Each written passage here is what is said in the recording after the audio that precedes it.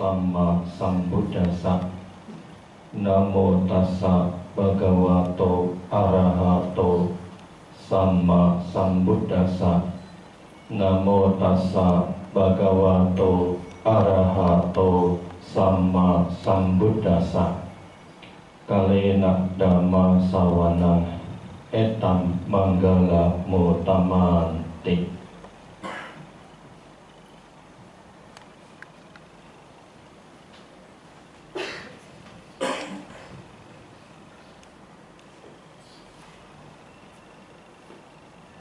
Bapak Ibu, saudara sekalian, bersama pada pagi hari ini kita melakukan kewajiban sebagai umat Buddha dengan melakukan puja bakti, memberikan penghormatan kepada Tiratana Buddha Dhamma Sangha.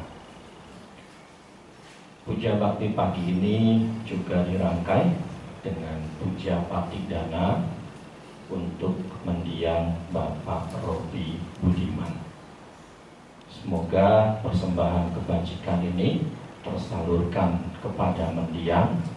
Semoga mendiang mengetahui dan ikut berbahagia di alam kelahirannya yang sekarang. Bapak Ibu sekalian,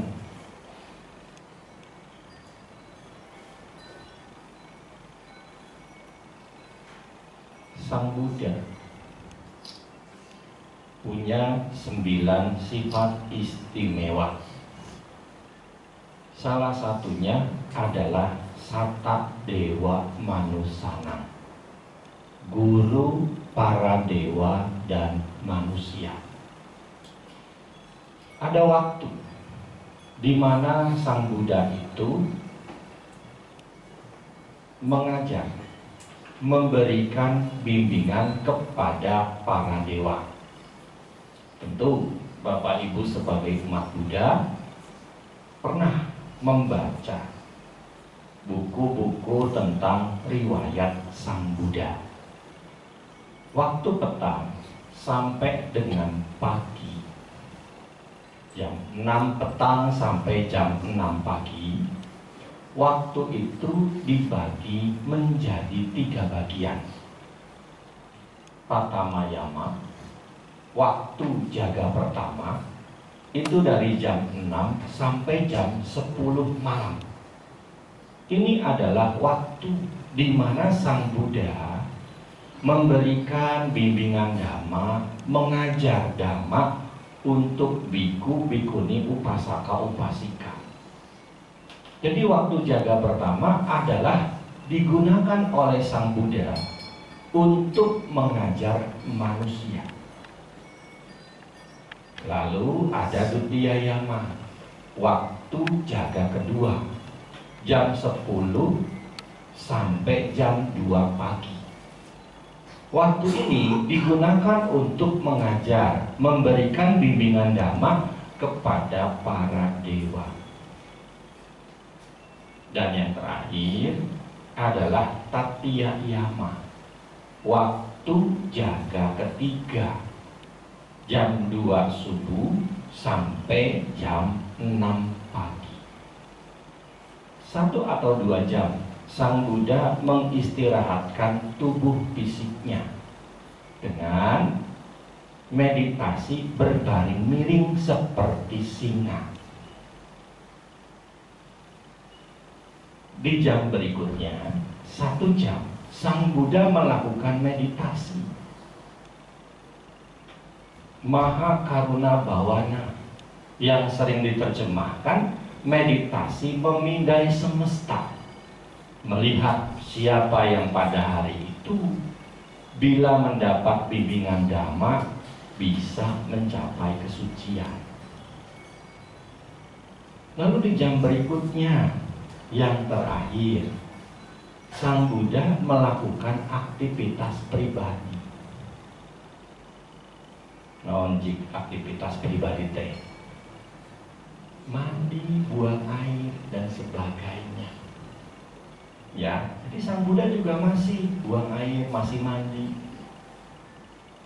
Ya, nah baru Usai itu Sang Buddha membawa mangkuk untuk pindah patah ke arah orang yang sudah dilihat dalam meditasi Mahakaruna Bhawana untuk diberi bimbingan Dhamma. Ya, nah Bapak Ibu sekalian, ada banyak sutta, ada banyak khotbah yang menerangkan Sang Buddha itu didatangi oleh para dewa untuk mereka meminta bimbingan Dhamma kepada Sang Buddha.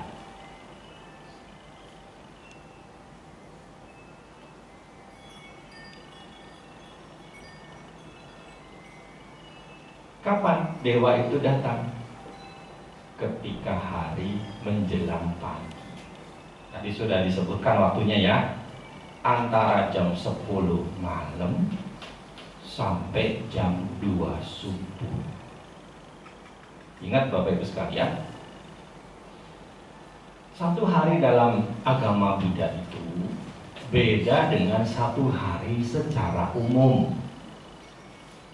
Ya, satu hari secara umum kan mulai dari 00, 12 sampai ke 24, 00 lagi kan, itu baru disebut satu hari.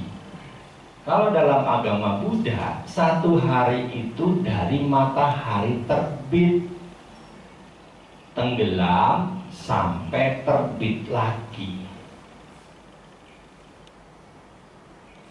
Ya, jadi harus dipahami, ada beda antara satu hari secara umum dengan satu hari secara agama Buddha. Jadi jam 10 malam sampai jam 2 itu kan sudah mendekati ya hari menjelang pagi. Satu sutta ada di dalam Sadhu Sutta, kitab suci Samyutta Nikaya. Ya, tentu yang populer adalah Manggala Sutta. Ya, Sang Buddha didatangi oleh dewa. Dewa itu datang untuk bertanya tentang berkah. Sutta yang lain saya kutip di sini adalah Sadhu Sutta, kitab suci Samyutta Nikaya. Ada beberapa dewa mendatangi Sang Buddha. Dewa itu mengatakan kepada Sang Buddha, memberi adalah baik Bante. Memberi adalah baik Bante. Kemudian dewa lain juga mengatakan hal yang sama. Lalu ada dewa lagi mengatakan demikian, memberi adalah baik Bante, bahkan ketika memiliki sedikit, memberi adalah baik. Ketika dilakukan dengan keyakinan memberi akan lebih baik. Ya, jadi makanya di sini kan seringkali ditekankan bahwa kita itu harus kewihara, tidak cuma sekedar berbuat baik. Kenapa harus kewihara? Karena di wihara ada pembabaran dhamma yang menuntun mengarahkan agar pada saat kita berbuat baik itu terarah pada tujuan yang sesuai dengan dhamma. Dan di sini disebutkan memberi adalah baik, dan memberi akan lebih baik kalau didasari oleh keyakinan. Ya, jadi tidak cuma sekedar berdana, tidak cuma sekedar memberi, yuk ke mana gitu, untuk. Jadi harus benar-benar ada dasar keyakinan, ada pandangan, ada tata cara yang sesuai agar memberi itu menjadi berkualitas. Ya, makanya buang jauh-jauh mindset lama. Gak perlu kewihara, yang penting berbuat baik. Salah kata saya. Salah. Oh kan, Ya, bikin wihara banyak-banyak, mahal-mahal. Sekarang kan minimal kalau kita bikin wihara kecil aja 1,5 M loh. Itu sederhana. Kalau mau mewah ya bisa 4 sampai 5 M, itu wihara kecil. Kira aku guys jadi kudu dipakai. Naon gitu kok. Ya kan? Makanya kalau sudah ada, ya dipakai, dimaksimalkan untuk belajar dhamma oleh umat Buddha. Ya kan susah payah kan? Emang bikin wihara gampang? Susah. Izin hese. Ya kan? Neangan dana hese. Ya kan? Kira aku kalau udah jadi udah nggak usah dipakai.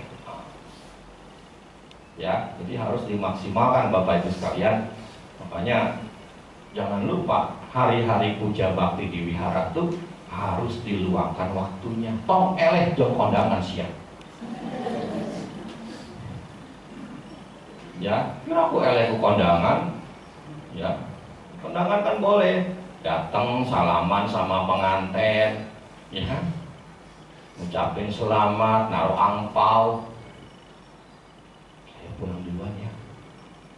Aku wihara puja bakti. Loh, nggak makan bate? Ya nggak apa-apa. Kanyahoan siap masak di imah namun kondangan ngarep gendahar mah. Iya kan? Iya. Kanyahoan tak dihajar masak. Ya. Oh gitu atuh ya. Jadi harus benar-benar dimaksimalkan. Nah Bapak Ibu sekalian, itu satu contoh. Tidak cuma Sang Buddha sebenarnya. Banyak murid-murid Sang Buddha juga itu didatangi oleh para dewa. Murid-muridnya, bukan cuma gurunya, tapi muridnya pun didatengin dewa. Ya, kalau kita baca Etta Dagavaga, kitab suci Anguttara Nikaya, kelompok 1, di situ kan disebutkan bahwa ada 80 siswa istimewa. Ada siswa istimewa itu biku, ada siswa istimewa itu bikuni. Siswa istimewa biku dan bikuni secara keseluruhan ada 60. Yang 10 ada upasaka. Yang 10 lagi ada upasika. Jadi total ada 80. Ya. Upasaka yang populer memang adalah Anathapindika yang sering diceritakan karena berjasa besar memberi tempat tinggal untuk Sang Buddha dan para bhikkhu. Ya, upasika yang populer adalah Wisaka yang juga sering dikisahkan, yang juga membangun wihara untuk tempat tinggal Sang Buddha dan para bhikkhu. Nah Bapak Ibu sekalian, ingat masih ada 9 upasaka dan 9 upasika yang mungkin kisahnya jarang diceritakan. Padahal mereka pun punya keistimewaan dalam halnya masing-masing. Ya, satu contoh. Ada upasaka namanya Uga. Uga ini ada 2. Ada Uga dari Wesali, ada Uga dari Hatigama. Dua-duanya Uga ini sudah mencapai tingkat kesucian anagami. Ya, jadi dua-duanya, baik itu Uga dari Wesali maupun Uga dari Hatigama, keduanya sudah mencapai tingkat kesucian ketiga, anagami, yang tidak kembali lagi, yang setelah kematiannya akan langsung lahir kembali di alam sudawasa dan mencapai tingkat kesucian tertinggi di sana.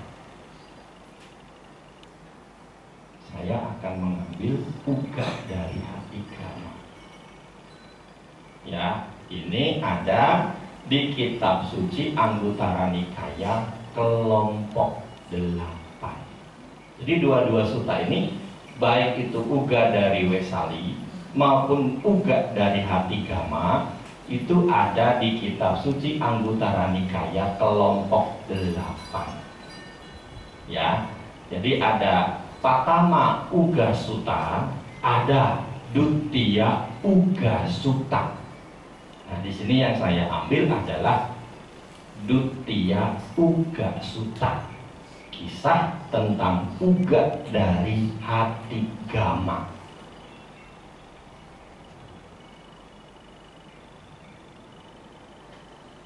Ya, jadi dua-duanya itu sudah anggap. Nah, Bapak Ibu sekalian, sutta ini dibabarkan saat Sang Buddha ada di antara suku Waji di hati Gama. Ya, suku Waji adalah suku yang mendiami kota Wesali.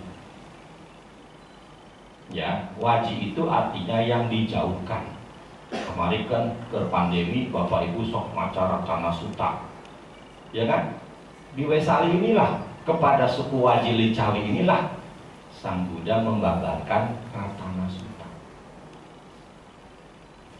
Ya, itu bisa kita lihat di Paramata Jodhika, kisah ceritanya suku Licawi Waji. Terus macacan bukuna ayat tuh di luhur, ayat tuh di luhur di perpustakaan tuh di lemari. Pangeran Licawi kunaon? Soka Bogor makan soto koneng.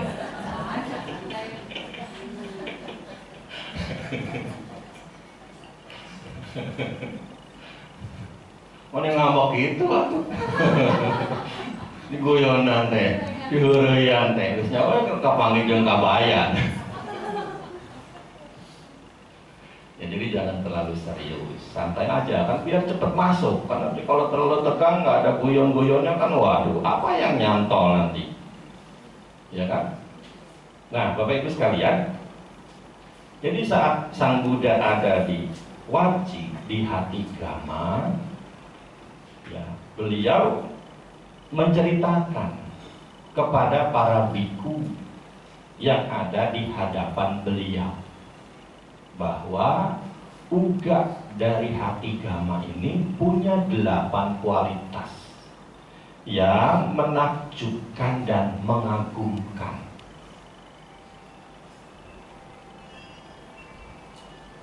Ya, jadi uga dari hati Gama ini para biku punya 8 kualitas yang menakjubkan dan mengagumkan. Lalu Sang Buddha masuk ke putingnya. Tidak disebutkan apa 8 kualitasnya.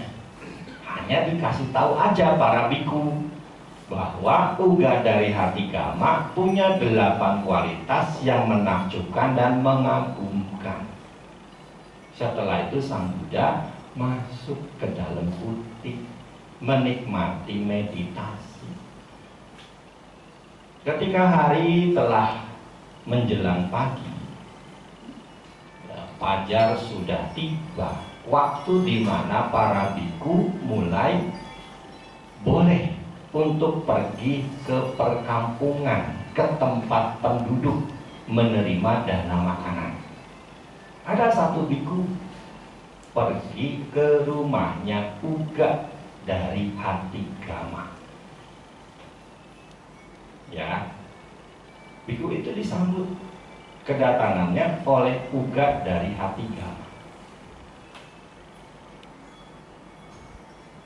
Telah disiapkan tempat untuk duduk. Untuk biku tersebut menerima dana makanan dari tangan Uga Hatigama.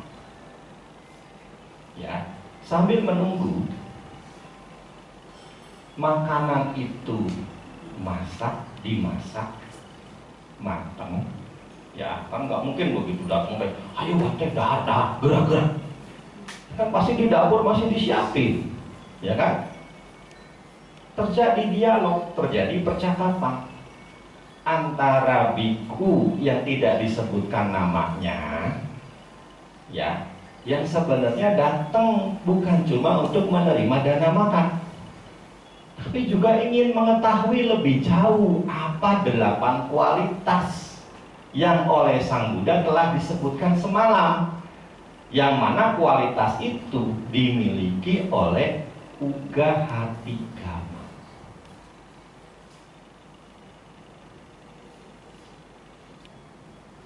Ya, jadi untuk klarifikasi sebenarnya, pengen tahu apa sih kualitas yang dimaksudkan oleh Sang Buddha yang dimiliki oleh Uga dari Hatigama. Kan kamu udah di omongan judulnya Tenyaho Usina, kan pasti penasaran, ya kan? Tadi waktu saya datang kan ditanya, Bante, judul khotbahnya apa? Terus kalau dikasih judulnya kan belum tentu tahu isinya, jadi penasaran, ya kan? Kayak kamu kendala, kayak di akhir acara, karena judulnya non Bante. Nah, dari itu kan bisa menyimpulkan kan, apa judul yang pantas, ya kan?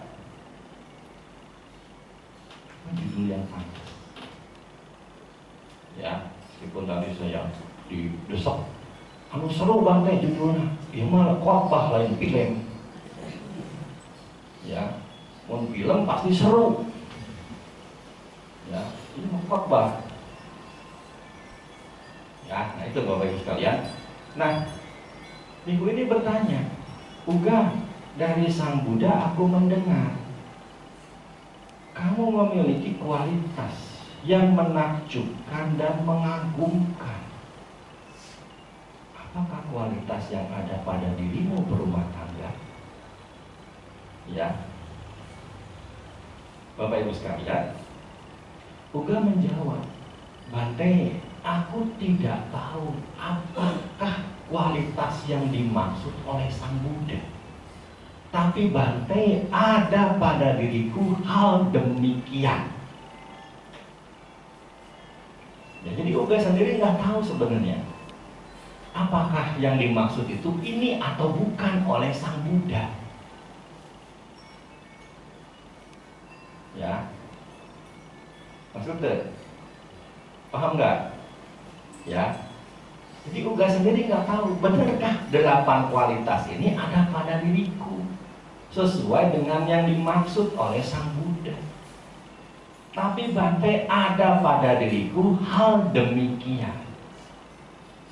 Satu, Bante, ketika aku ketemu dengan Sang Buddha, aku dalam keadaan mabuk di hutan naga. Ketika aku melihat Sang Buddha, mabukku lenyap dan muncullah keyakinan pada diriku kepada Buddha. Bayangkan, kermabok, kerteler teh, ningali Sang Buddha langsung sadar. Ya, sungguh luar biasa kan? Ya, lagi mabok di hutan naga, Sang Buddha lewat, ngelihat Sang Buddha, langsung muncul keyakinan dalam diri. Kalau orang nggak punya kebajikan besar, kan nggak mungkin terjadi hal seperti ini kan? Sehari-hari kan kita mabok nggak kita sehari-hari? Mabok oleh keinginan-keinginan indria kita yang harus kita penuhi, iya kan? Mabok, ya. So, saya nulis rencana balik video TK Mall. Ya kan? Pas Pasti sudah kepikiran, hari Minggu pagi ke wihara, siangnya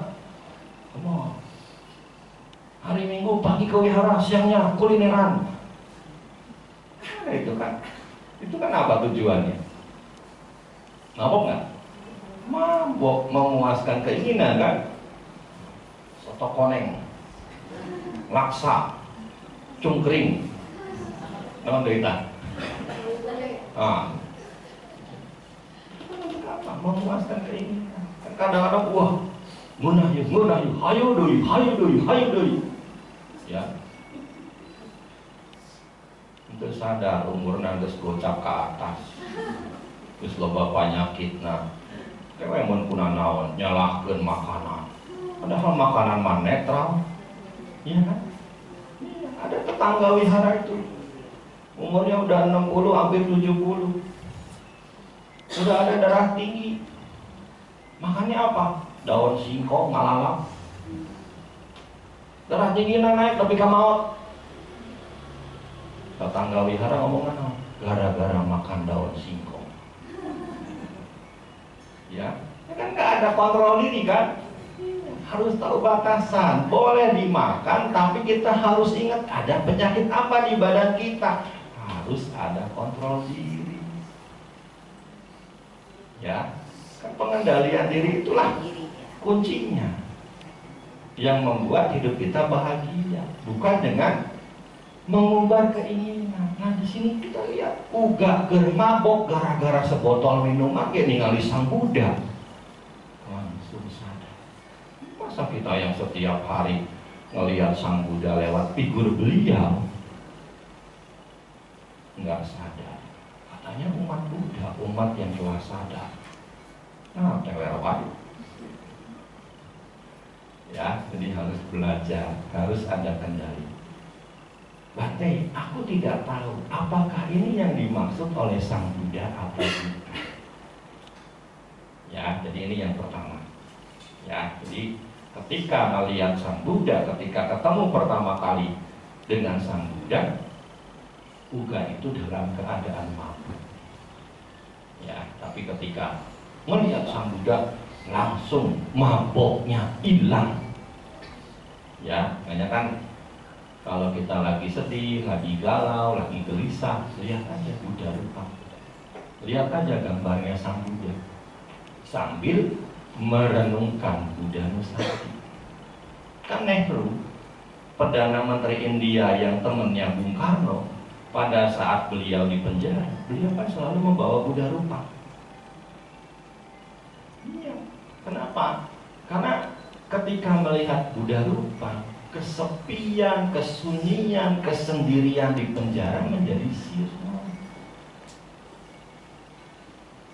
Ya, jadi makanya kalau lagi sedih, lagi gelisah, lagi galau, ya lihatlah Buddha rupa. Tapi jangan nunggu sedih, jangan gelisah, jangan nunggu gelisah, jangan nunggu galau baru ngeliatin Buddha rupa. Ya, sedia payung sebelum hujan itu jauh lebih baik. Ya kan? Makanya harus puja kepada Buddha Dhamma Sangha di kala pagi sebelum aktivitas, di kala malam sebelum istirahat. Ya, jadi tidak cuma sekedar puja di wihara, di hari-hari puja bakti seminggu sekali, tapi di rumah pun harus bikin cetia, harus punya cetia. Ya, yang pagi sore digunakan, difungsikan untuk puja bakti keluarga. Ya, jadi kalau mau bikin rumah tuh di planning, jangan cuma bikin ruang karaoke keluarga, ruang puja bakti nggak ada. Ya, harus ada itu ruang puja bakti keluarga. Saudara kita yang muslim aja mereka pada punya kan musola keluarga.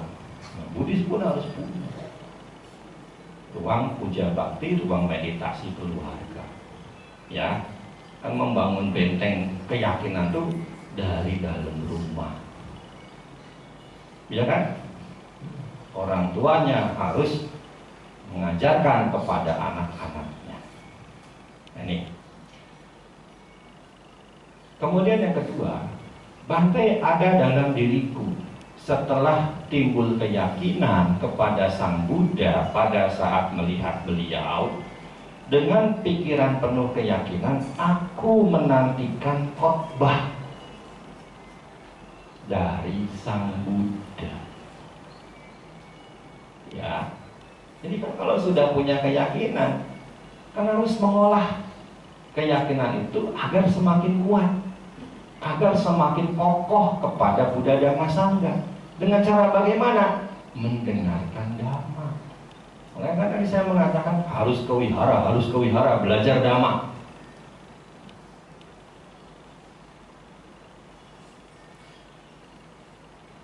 Biar apa? Biar pemahaman Dhammanya, wawasan pengetahuan Dhammanya semakin luas, semakin banyak, semakin dalam. Sehingga apa? Membuat keyakinannya semakin kuat kepada Buddha Dhamma Sangha, tidak mudah goyah. Karena harus kita akui Bapak Ibu sekalian, umat Buddha itu paling gampang konversi. Ya kan? Iya. Kenapa? Ya itu tadi, kadang-kadang menganggap semua agama kan sama. Kan begitu kan? Memang sama. Sang Buddha aja mengatakan demikian. Ya. Enggak. Ketika Sang Buddha ditanya Dewa Sangka, apakah semua pertapa mengajarkan ajaran yang sama? Sang Buddha menjawab tidak. Semuanya memang mengajarkan kebaikan, tapi motivasi berbuat baiknya kan tidak sama. Apa motivasi umat Buddha berbuat baik?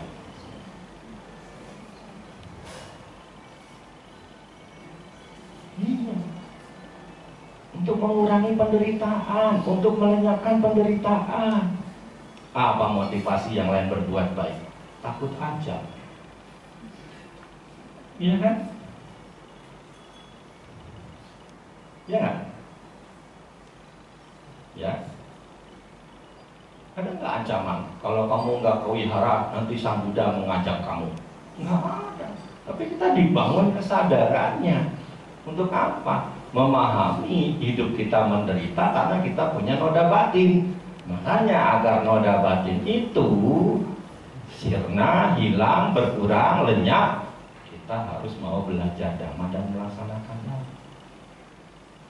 Ya, jadi menanti, punya keyakinan yang kuat, menanti khotbah. Sang Buddha pun kemudian menyampaikan khotbah kepada Uga. Ya, Anupubikata, tentang dana, tentang sila, tentang surga, tentang bahayanya memuaskan nafsu, tentang bahagianya meninggalkan keduniawian. Sehingga apa? Khotbah ini membuat batin Uga menjadi lebih gembira dan menjadi lebih siap. Untuk apa? Diberi 4 kebenaran mulia, yang kemudian menuntun Uga secara bertahap mencapai tingkat kesucian dari tingkat pertama, kedua, sampai ketiga. Sehingga apa? Kemudian setelah menjadi anagami, Uga pun menyatakan diri untuk mengambil sumpah selibat. Ya, aku tidak tahu Bante, apakah ini yang dimaksud oleh Sang Buddha, kualitas kedua yang ada pada diriku. Ya, kita muka dua tak. Ya, jadi ingat, menantikan khotbah. Ya, menantikan khotbah. Maka namun ayah nuker ceramah teh tokoh kan kadang-kadang begitu umat Buddha teh. Iya kan? Kenapa? Karena ceramah kan pakai konsep, nggak asal ngomong kan. Saya mau contekan. Kenapa? Karena biar konsepnya nggak melenceng gitu, ya kan? Jadi ada patokan, mau ngomong apa abis ini, udah nomor 1, nomor 2, nomor 3, biar terstruktur, ya, biar teratur. Ya kan? Makanya kalau yang sekarang kan kadang-kadang pakai laptop, itu kan untuk apa bikin PowerPoint itu? nyantumin poin-poinnya kan, untuk kemudian ketika penyampaian dikembangkan. Jadi kadang-kadang kalau biku pakai laptop kan umatnya yang heboh. Mereknya apa? Rambutan digigit, apa talas mau digigit? Kan ada kan ya merek laptop yang buah digigit. Saya nggak mau nyebutin merek karena nggak di endorse. Ya kadang-kadang begitu. Ya, jadi gue pakai handphone aja, umat tuh suka nyelidik. Ya, lipat apa batangan? Iya, itu kan dari situ kan ketahuan harganya berapa ya kan? Ya, kayak sama jarang gitu kalau lagi khotbah bawa laptop gitu jarang. Kecuali kalau memang itu sebuah kursus, ya kursus jamaah kan mau nggak mau kita harus benar-benar lebih terarah. Kalau khotbah biasa, saya biasa bikin contekan-contekan begini. Ya, kan nggak apa-apa khotbah bawa contekan. Ya, itu. Ini yang kedua. Nah, yang ketiga, udah jadi anagami ya, tugasnya. Ante, aku pulang ke rumah. Sampai di rumah, aku punya 4 istri. Ya, jadi Uga itu punya opak pamajikan. Ya, tong ditiru lu kira, mau ditiru lu kahiji, lu kedua pokoknya, ya, tong mau katilu ditiru pamajikan opak. Tapi begitu dia sampai di rumah, aku menanyakan Bante kepada istriku satu persatu. Karena aku sudah mengambil sumpah selibat. Ya kan seorang anagami kan sudah tidak lagi melakukan hubungan seksual. Ya. Karena aku sudah mengambil sumpah selibat, aku tanyakan kepada istri, pria mana yang kamu inginkan? Ya. Istri keempatku mengatakan ketika ditanya ini bahwa dia menginginkan pria yang itu. Aku mengantarkannya Bante. Jadi dikawin ke nah, pamajikan nu kaopat nu pasti nang ora keneh ya. Biasanya mau ya, jadi kawin. Yang ketiga mengatakan menginginkan pria yang itu, dianterin. Yang kedua menginginkan yang itu, dianterin. Yang ke satu menginginkan yang itu, dianterin. Tidak ada perubahan pikiran dalam diriku Bante. Ingat sudah anagami, sudah nggak ada cemburunya. Ya, sudah nggak ada cemburunya. Ya, kok bisa demikian? Karena memang tradisinya kan begitu. Kalau suaminya mengizinkan, istrinya kan dalam tradisi India kuno kan seperti itu. Ya, diizinkan. Dan Uga mengatakan sekali lagi, tidak ada perubahan pikiran. Maksudnya tidak ada kecemburuan. Kenapa? Sekali lagi dia sudah anagami, sudah mengambil sumpah selibat, tidak ada lagi ketertarikan secara seksual. Ini Bante, kualitas yang ada pada diriku. Aku tidak tahu apakah ini yang dimaksud oleh Sang Buddha. Ya, nah kita muka dulu. Muka 4. Bante, keluargaku kaya.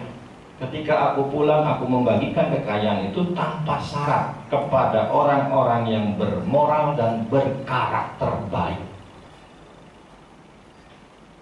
Jadi dia mendanakan apa yang dia miliki untuk orang-orang yang membutuhkan, yang punya moral dan berkarakter baik. Ya, maksudnya orang itu bisa dipercaya, bisa tanggung jawab ketika diberi dana.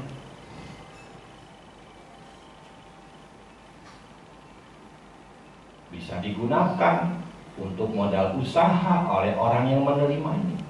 Kan itu sebagai bentuk tanggung jawab dari apa yang diberikan kan? Biar apa?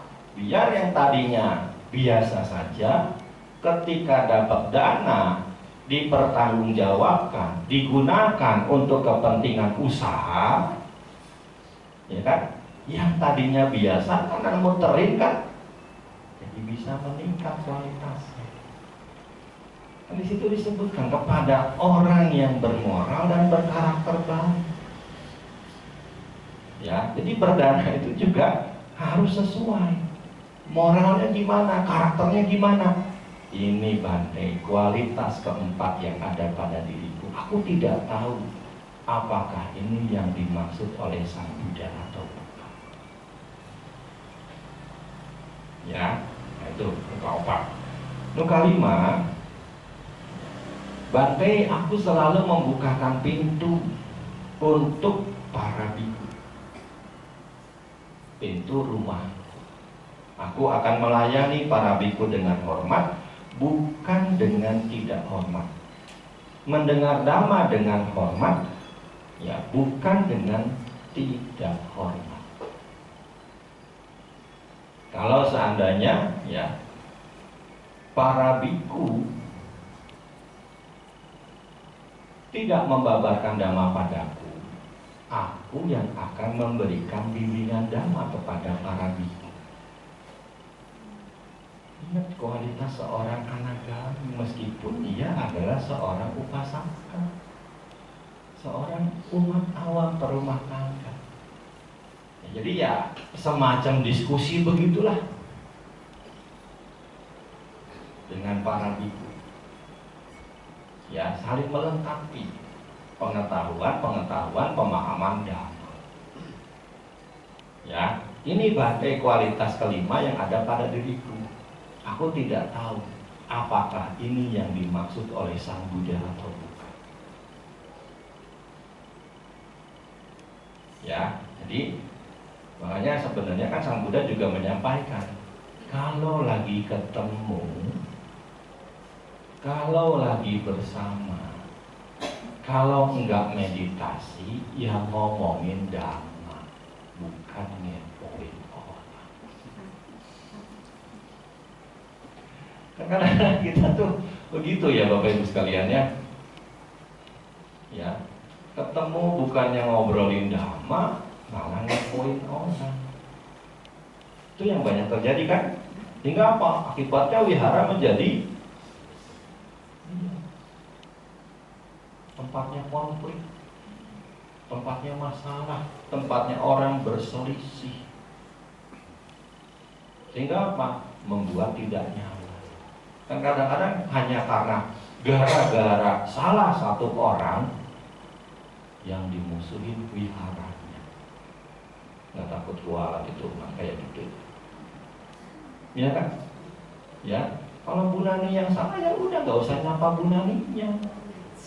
Bukan kemudian nggak ke Dhamma Caku lagi, nggak ke wihara lagi. Iya, ya tetap ke wiharanya harus jalan. Habis nggak nyaman Bante, ya tutup mata, sementara cuma 2 jam doang. Iya kan? Iya. Atau pakai kacamata gelap. Ya, cuma 2 jam doang. Tujuan utama kita bukan mau ketemu Bu Nani kan, tapi mau ketemu Sang Buddha, Dhamma dan Sangha. Ya, ini sebagai contoh saja. Ya, jadi bukan Bu Nani biang kerok di sini, enggak. Ya, sebagai contoh gitu. Ya, jadi jangan sampai demikian. Ya, kadang-kadang begitu ya. Jadi, wah, aku nggak cocok sama si itu. Udah, saya nggak mau kawihara lagi. Kehilangan kita kesempatan untuk belajar dhamma. Kehilangan kita kesempatan untuk bertemu ajaran Sang Buddha. Ya kan? Sangat berharga. Ya, kan tidak dalam setiap kelahiran kita lahir kembali jadi manusia. Tidak dalam setiap kelahiran ada ajaran Sang Buddha kan? Makanya harus dimanfaatkan dengan sebaik-baik. Ya, justru dengan kita tetap belajar dhamma, sedikit demi sedikit pengertian yang masuk, ya, ketidaksukaan terhadap seseorang di wihara itu pun pelan-pelan kan akan memudar. Ya kan? Justru kalau di rumah terus, begitu ingat hari puja bakti, kamu ingat sama si ibu. Kebenciannya jadi muncul lagi, dia kan kuat lagi, membara lagi. Ya nggak kelar-kelar kalau begitu mah, ya kan? Anak buah dewa datang gitu. Ya kan? Memendam kebencian, dipelihara, dirawat terus menerus. Nah ini, ya, jadi itu kualitas yang kelima. Ya, yang keenam, Bante, meskipun banyak biku datang ke rumahku saat mengundang dana makaan, para dewa memberitahu dan mendatangiku. Biku ini tuh begini, biku itu tuh begitu, biku yang ini tuh begini, biku yang itu tuh begitu.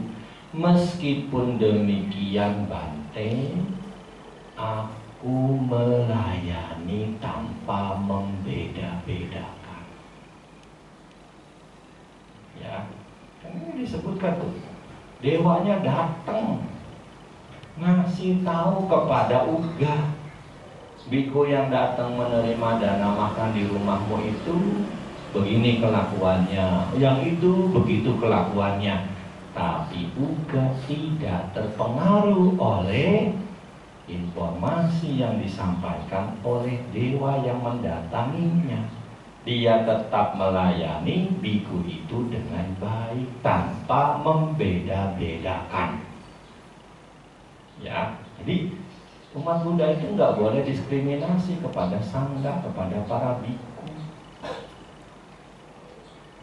Ya, kan kadang-kadang ada, Bante lagi ngomong gini, Bante yang ngomong, gini, kan belum tentu kan? Ya, saya tuh lebih suka jadi diri saya sendiri kok. Iya kan? Ya, nggak perlu bersandiwara di depan orang, pura-pura baik, padahal di belakang tuh modusnya kenceng. Waktunya hurry ya hurry, waktunya serius ya serius. Ya kan? Ya, jadi tetap Uga itu melayaninya dengan tidak membeda-beda. Ya, kadang-kadang ini pengertian salah umat tuh banyak terjadi di sini. Ya, pernah ketika menjelang akhir wasa itu udah pindah apa di Tangerang. Saya diundang. Punya nggak cuma satu, mungkin ada sekitar 20. Umatnya kan baris tuh di jalan. Begitu lewat pas deket saya, kan saya mau bukan biku Tangerang. Umatnya teh ada yang ngomong, tuh Bante kita tuh Bante kita tuh. Saya dalam hati, ya gua mau bukan Bante lu, soalnya gua mau nggak di Tangerang. Sampai begitu, itu kan pandangan salah, pandangan benar itu. Salah, belum jadi anagami udah membeda-bedakan biku. Padahal itu semuanya biku STI loh, bukan biku sangga lain. Sampai kayak begitu itu pemikirannya. Ya, sampai kayak begitu itu pemikirannya. Jadi jangan sampai demikian Bapak Ibu sekalian. Ini Uga aja dikasih tahu sama dewa, ya, yang datang kepadanya ngasih tahu bikunya begini, yang itu begitu. Uga tetap melayani tanpa membeda. Ya, ini Bante kualitas keenam yang ada pada diriku. Aku tidak tahu apakah ini yang dimaksud oleh Sang Buddha atau bukan. Ya, kemudian yang ketujuh, Bante, ya, dewa-dewa mendatangiku. Untuk apa? Memberitahu bahwa Dhamma telah sempurna dibabarkan. Ya, nah, meskipun Bante, dewa-dewa mendatangiku dan memberitahu kepadaku, sesungguhnya aku sudah tahu bahwa Dhamma memang telah sempurna dibabarkan. Jadi sebelum dia jadi anagami, ya, kan dia sudah ketemu Sang Buddha. Sebelum dewa-dewa datang, dia sudah anagami. Ya kan? Apa yang membuat dewa-dewa datang? Tentu karena Uga sudah mencapai kesucian yang lebih tinggi dari dewanya. Bisa jadi dewa yang datang itu dewa yang belum mencapai kesucian. Ya kan? Ngasih tahu Uga. Nah, udah, kalau udah tahu mau ngapain dikasih tahu lagi? Ya kan? Dan aku sama sekali tidak gembira, Bante, ketika dewa-dewa itu mengajakku bicara. Ya kan beda sama kita ya. Melihat orang kesurupan ngaku dewa aja kita udah girang banget. Kayak yang beneran aja. Ini murid Sang Buddha itu didatangin dewa sampai dikasih tahu, diajak ngobrol, diajak bicara, mungkin juga diajak ngopi kalau zaman sekarang. Dia sama sekali tidak gembira. Ini bedanya dengan kita. Kenapa? Karena keyakinan dia sudah melampaui keyakinan orang biasa. Nah, kita ketemu orang kesurupan, ngaku kesurupan dewa, waduh. Apalagi kalau dikasih tahu nasihat suruh gini suruh gitu, pasti diikuti. Ya kan? Padahal belum tentu itu dewa betulan. Masa dewa mau masuk ke badan manusia yang kotor, yang bau? Ya kan? Iya, meskipun tadi udah pagi udah mandi jam 6 jam 7 tadi ya kan? Kesangan deh. Coba sok keteknya dicium. Pasti bau. Iya kan? Pasti bau. Ya, masa dewa mau masuk ke badan manusia yang bau? Ya, jadi makanya harus hati-hati. Di sini ada kasus di mana murid Sang Buddha itu didatangin dewa, diajak ngomong sama dewa, dia sama sekali tidak gembira, dia hanya biasa saja. Ya, jadi sekali lagi, apalagi kalau kita ketemu orang yang kesurupan ngaku kesurupan dewa, harus hati-hati. Ya, ini Bante kualitas ketujuh yang ada pada diriku. Aku tidak tahu apakah ini atau bukan yang dimaksud oleh Sang Buddha. Ya, yang ke-8 Bapak Ibu sekalian, Bante, tidak ada belenggu yang mengikat yang membuat uga hati Gama kembali ke dunia ini. Jadi di sini dia di kualitas ke-8 menyatakan bahwa dirinya sudah sota, anagami, sudah anagami. Tidak ada lagi belenggu yang membawanya kembali ke dunia ini. Nah, seperti tadi sudah disampaikan, seorang anagami kan setelah kematiannya langsung lahir kembali di alam sudawasa, alam khusus bagi para anagami. Ya, alam sudawasa, sudasa, sudasi, awiha, atapa, dan nah, ini jadi ya, akanita ya. Iya, akanita yang nanti kalau kalpa ini mengalami kehancuran kan debunya sampai ke alam akanita ya, debunya sampai ke alam akanita ya. Jadi ini kualitas ke-8 yang ada pada diriku, Bante. Aku tidak tahu apakah ini yang dimaksud oleh Sang Buddha atau bukan ya. Bante, sebentar saya tengok ke dapur. Oh, makanan sudah siap, Bante. Uga pun kemudian melayani biku itu dengan makanan yang keras dan yang lunak. Makanan keras itu maksudnya makanan padat, bukan batu. Ya, makanan keras dan lunak ya. Yang lunak ya sayur mayur, buah-buahan, kue gitu. Sampai biku itu cukup, lalu mengucapkan anumodana, lalu kembali ke wihara melaporkan kepada Sang Buddha. Benarkah Bante ini 8 kualitas yang dimiliki oleh Uga? Sang Buddha memang demikian. Ya, jadi Bapak Ibu sekalian, bukan cuma Sang Buddha guru para dewa dan manusia yang seringkali beliau didatangi oleh para dewata, bahkan ada banyak suta-suta yang menerangkan bahwa murid-murid Sang Buddha pun didatangi oleh para ya.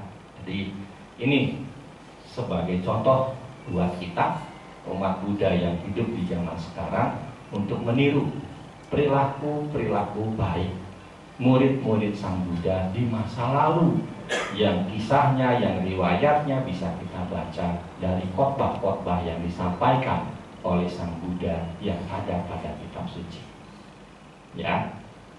Membahas dhamma di waktu yang sesuai adalah berkah utama. Semoga kebajikan ini juga tersalurkan kepada mendiang Bapak Robi Budiman, Semoga mendiang mengetahui dan ikut bahagia dengan kebajikan yang kita lakukan, atau khususnya oleh istri dan anaknya, istri dan anak mendiang. Semoga mendiang mengetahui dan ikut berbahagia di alam kelahiran yang sekarang.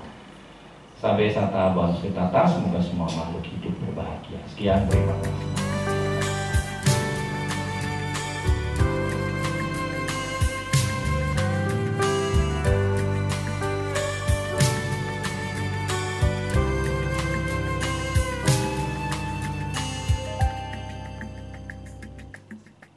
Bila saja hidup di dunia jauh dari sifat serakah,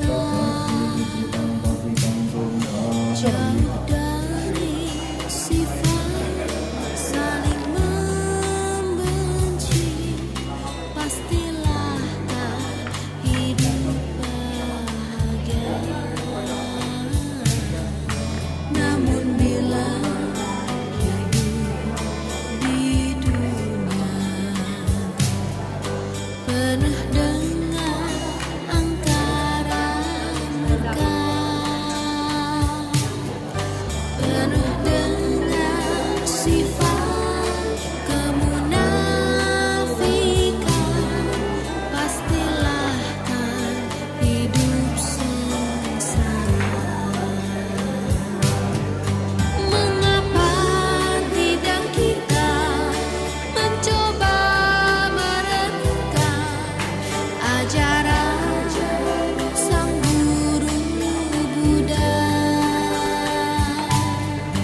tentang kasih sesama, kasih nan tulus setia, berbahagia alam semesta.